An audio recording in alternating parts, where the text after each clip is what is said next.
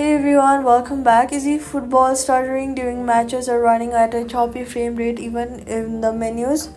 So, here are the fastest phone fixes. First, go to your settings, then go to general, then go to iPhone storage and free up space by offloading unused apps since eFootball's 3D match engine slows down significantly when storage is nearly full.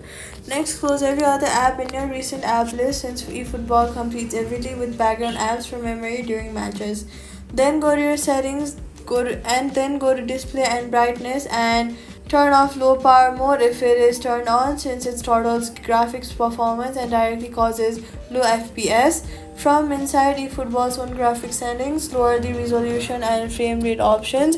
If a device is mid-range or older, finally restart your iPhone completely to clear temporary memory buildup, which is the most effective fix for persistent stuttering. So all you've got to do is free up storage, close all the background apps, turn off low power mode, lower graphics settings and restart. eFootball runs smoother and that's it. Subscribe.